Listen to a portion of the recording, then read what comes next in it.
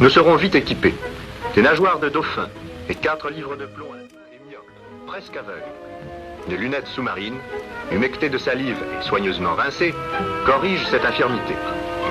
Pour les plongées profondes, rien ne vaut l'étanchéité et le confort d'un masque taillé tout simplement dans une vieille chambre à air. Ce bout de tuyau n'est utile qu'en surface. Il évite d'avoir à sortir la tête de l'eau pour respirer. Bricolé de nos mains, voici l'arbalète, rustique et maniable. Ces puissants caoutchoucs projettent un harpon de 2 mètres pesant 3 livres. Tandis que Dumas achève de s'équiper, Vèche vérifie la boîte étanche à travers laquelle tous les réglages sont possibles. Il n'y a plus qu'à se mettre à l'eau. C'est l'instant impatiemment attendu par les fanatiques de cette chasse. Attendu tout l'hiver alors que nous fourbissions nos armes, attendu chaque semaine pendant l'été. L'eau est accueillante pour ceux qui la connaissent. Elle nous lave de nos soucis comme elle nous débarrasse de la pesanteur. À l'affût du gibier à écailles, nous restons aussi à l'affût des images. Les fonds les plus pittoresques et aussi les plus poissonneux sont les fonds de roche. Les pêcheurs le savent bien. Toutes ces pierres, tapissées d'algues courtes, tous ces blocs troués de cavernes abritent les animaux les plus surprenants.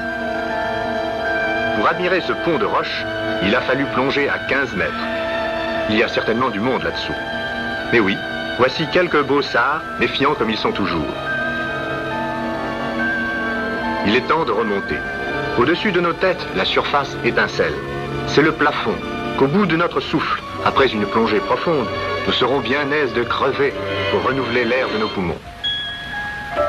Voici un essaim de minuscules castagnols. Nous pourrions les disperser d'un geste, comme des mouches.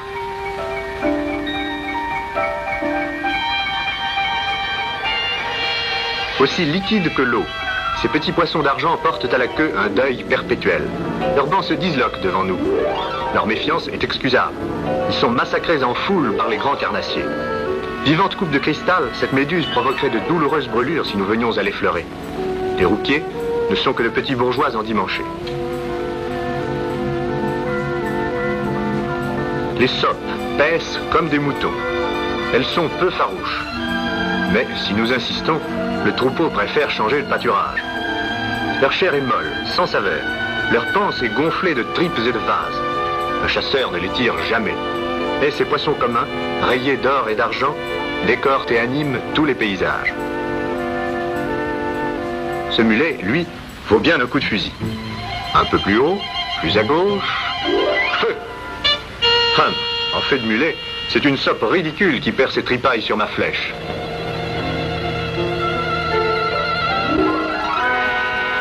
S'ils ne sont pas un jour dévorés par quelques monstres, ces jeunes mulets que nous voyons jouer au soleil deviendront de beaux poissons rapides. Ils sont difficiles à approcher, sauf à l'époque du frai, où ils deviennent distraits, comme tous les amoureux.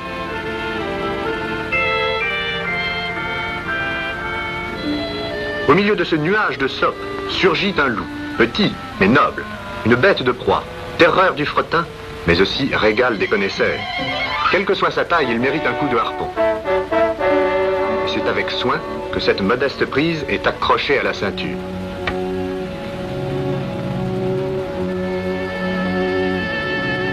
Plats comme des assiettes, les sards aux dents de chèvre savent dévorer les oursins et leurs épines. Quelle belle cible! Mais sauvages comme ils sont, ils ne se laisseront guère prendre que par surprise dans leur tanière. Celui-ci préfère s'enfuir au-dessus des algues que la houle balance comme le vent couche un champ de blé. Voraces et puissants, les dindys passent, majestueux. Ils savent garder leur distance. Surpris au détour d'une roche, celui-ci disparaît, soudain pris de panique, dans la grisaille des lointains. La dorade ressemble au dinty, mais elle est plus belle encore, avec ses écailles d'or, sa large tache de sang sur les ouïes. Il serait temps de penser au déjeuner. Ce dinty serait certainement mieux sur un grill. Pas de geste brusque. Il a l'air assez paisible. Se laissera-t-il approcher? Allez, à l'attaque. Plus près, attention, encore 1 mètre. Il me regarde, il est à moi.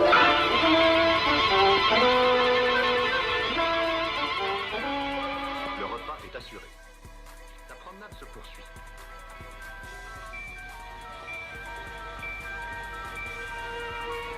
Les corbeaux ou poissons-queues sont de nonchalants flâneurs.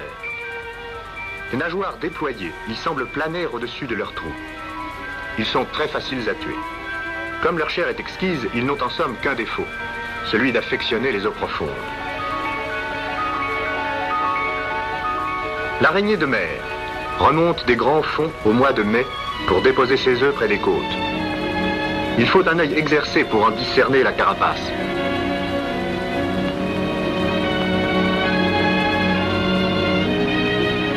Mais pour qui sait les voir, il n'y a qu'à se baisser pour les ramasser.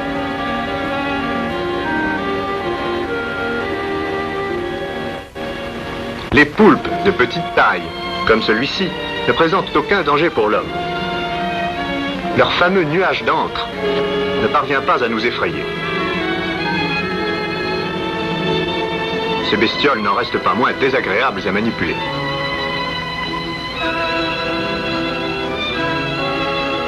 Toutes les rencontres sont possibles, même celle du diable, qui prend ici la forme d'un lièvre de mer. Cette petite raie pastenague, effrayée, s'enfuit. Elle vole plutôt qu'elle ne nage. Sa queue, souple comme un fouet, cache un dangereux aiguillon. Mais assez d'amusettes ou d'escarmouches. La vraie bagarre va commencer, car voici le mérou, la grande vedette des chasseurs. Sur nos côtes, cet étonnant poisson ne se laisse jamais prendre dans les filets, et sa capture au palangre est un événement sensationnel. Il en est d'énormes, presque centenaires, qui gîtent parfois tout près des côtes, dans quelques mètres d'eau. Mais ils y sont rares et méfiants. Pour mieux les connaître, les traquer, pour filmer leur sarabande dans une ambiance favorable, nous devons nous astreindre à des plongées sévères, par 12, 15 et même 18 mètres de fond. Le mérou, un maître dans l'art du camouflage, ne sort guère de son repère. C'est seulement le nez dessus qu'on le distingue de l'algue ou du rocher. Il faut donc descendre souvent, et souvent pour rien. Engager le torse dans des gouffres angoissants, écarquiller les yeux dans la pénombre, pour suivre à bout de souffle des poissons magnifiques, et les manquer parfois.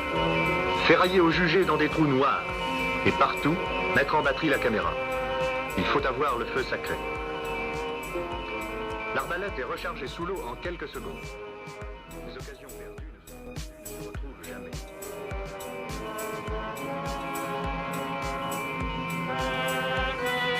Peureux et curieux à la fois, ce mérou hésite à regagner son trou. Il se réfugie naïvement derrière une touffe d'herbe.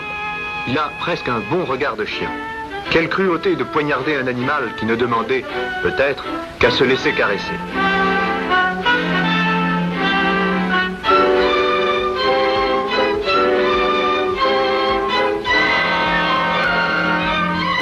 Cette remontée n'en finit pas.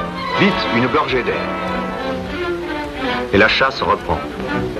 Ici, deux beaux mérous de 8 à 10 kilos, allongés paresseusement l'un contre l'autre. Cible inespérée pour un doublé vraiment unique. Là, c'est un solitaire tiré à l'improviste. Comme la surface est loin déjà. Fasciné, l'homme descend plus bas encore. Ses tempes sont prises dans un étau.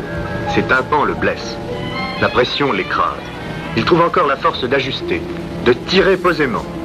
Il saisit à plein corps la bête foudroyée et grimpe laborieusement jusqu'à cette aire dont il est avide. Et ce n'est que maintenant que le photographe a la permission de remonter.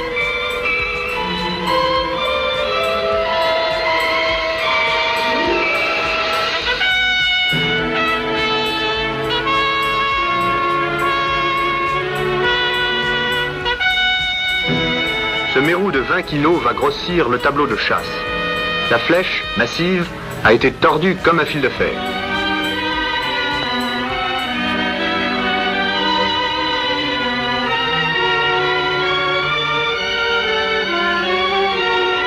Crabes, langoustes, poissons de toute espèce, poissons entiers, disparaissent chaque jour dans cette gueule puissante.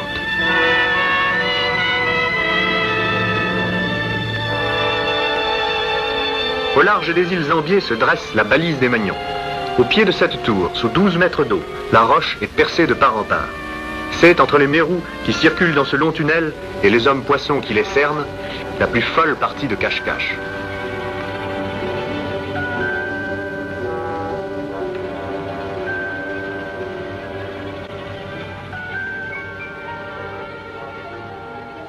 Retournons à ce tunnel pour y semer la terreur. 2 mérous cette fois. Le premier s'échappe. Mais l'autre est coincé entre l'arbalète et la caméra. Fatale hésitation.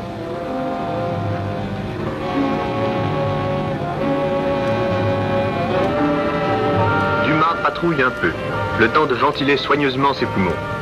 Les palettes le déhalent sans peine. Mais voici que d'un coup de rein, il plonge une fois de plus.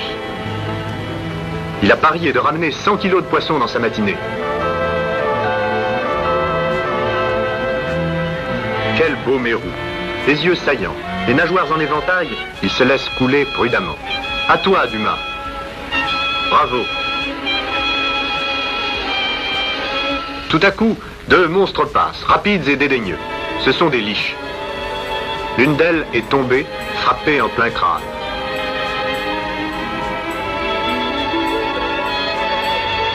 Le chasseur peut rentrer maintenant, le cœur en joie, avec sa prise royale.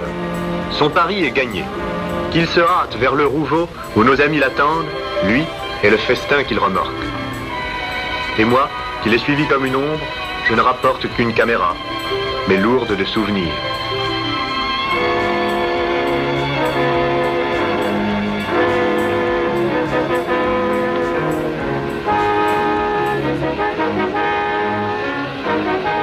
La liche, taillée pour la course, ressemble au thon. Celle-ci mesure 1,60 m et pèse 37 kg. C'est un mâle, gonflé de laitance. Mais la recherche d'une compagne ne lui a pas coupé l'appétit. Son estomac contenait plusieurs kilos de poisson fraîchement.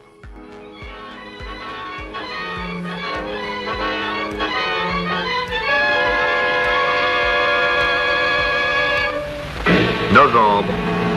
Devant le Mistral et le froid, nous n'avons pas renoncé. Est-ce l'espoir de prendre une belle pièce? Un de ces loups qui aiment les brisants? Peut-être.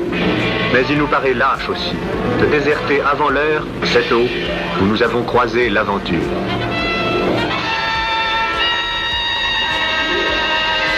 La houle déferle au-dessus de nos têtes et nous nous jouons d'elle comme elle se joue de nous. Tant pis si le monde ne prend pas nos rêves au sérieux. La jungle est à nos portes. Chasseur, ne t'acharne plus, il fait trop froid, rentre. Vite, qu'on lui fasse du feu, ce feu où il puise à nouveau la chaleur que la mer lui a prise. Penché sur la flamme, il songe aux armes nouvelles qu'il forgera cet hiver.